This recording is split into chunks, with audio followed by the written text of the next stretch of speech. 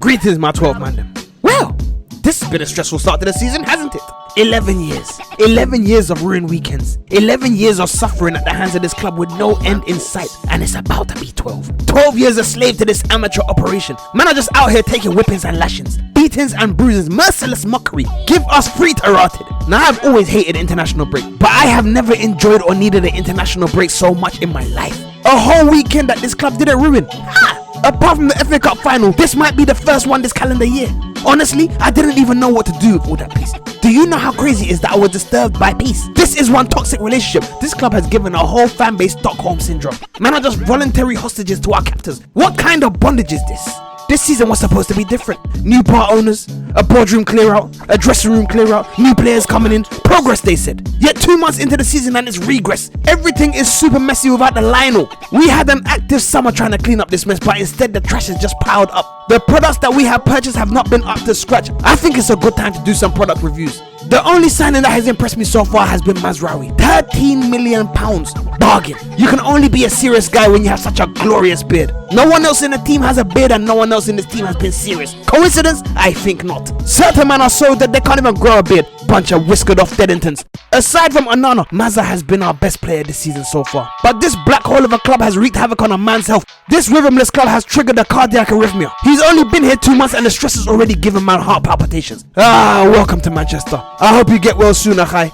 Matthias de Ligt. I have not at all been delighted so far. Damn, homie. In high school, he was the man, homie. What the hell happened to this brother? At 18, man was the golden boy. His future was so bright. That's why his name is de Ligt. But right now, it looks like the light has gone out. This is starting to look like a £42 million fridge at the moment. We already have an £80 million fridge. We can't have £120 million worth of fridges at the club and none of them are cold. Matthias needs to switch the light on and step out of the darkness essentially. Joshua Zirkzee. Well, man said it himself. He's a 4 striker. He's not a number 9. He's not a number 10. He wears the number 11. But 12th man don't understand why he doesn't like goals. This 4 striker is a very real anti-goal. His touch and link-up play is nice. All the flicks and touches are lovely. But we need goals. There is a player in there. But man need him to finish or we are finished. A man's initials are Jay-Z. But he doesn't have the blueprint to goals. And that's why I have reasonable doubt over him. Because his latest performances have been 4, 4 and 4.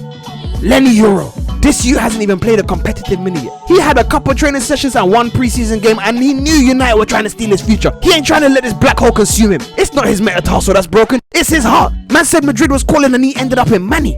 Really slapped him in the face as soon as he touched down. He has downgraded differently. Instead of stunning in Salamanca, this youth is suffering in Salford.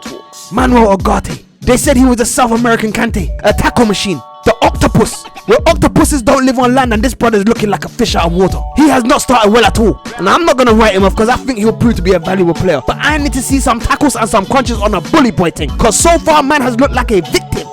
Now, I don't think we bought badly. I even like most of the signings that we've made. But the gravitational pull of the black hole at Old Trafford is overwhelming these, man. Throw in the existing Deadingtons, the nonsense coaching, the overly tense fan base, and the hungry for drama media, and it's a recipe for disaster. But the cream will always rise to the top. I'm confident these men will come good. But we need to start seeing some things and some stuff swiftly. Now, let's depart from here and talk about departures.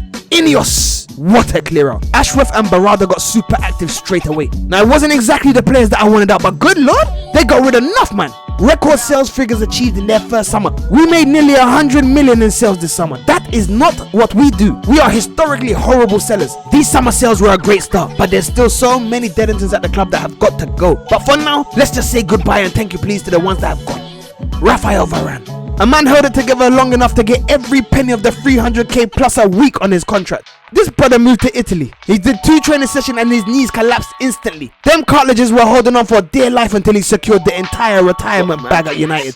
Look at him, retired at 31.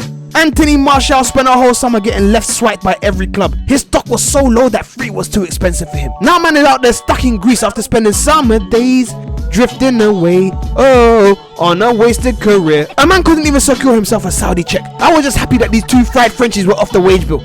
I'm also very happy to see the back of Brandon Williams. That guy did so many balloons that he was too full of gas to ever play for this club. And of course, that Wasio Jadon Sancho. I don't want to hear that Moister's name ever again. Good riddance.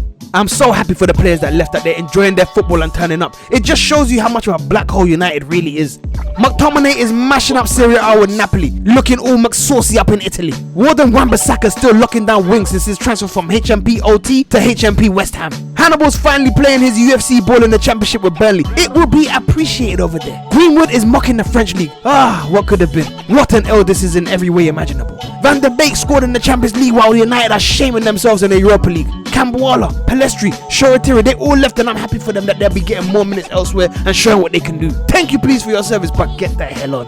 As I told you before, there were some man that were very lucky not to be on the Deadington Express last summer. But that man can't get too comfy, cause the bus is coming back to take the rest of the Deadingtons next summer. Captain ADHD needs to lead himself and his Deadington friends straight onto the bus and evacuate the premises swiftly. Man can't see Manboy Rashford, Favela Fugazi Anthony, Compromised Casemiro, Wheelchair Luke, Slabheady One, or Victim Lindelof anymore. It's time to go. INEOS need to get it done. Come on United, thank you please.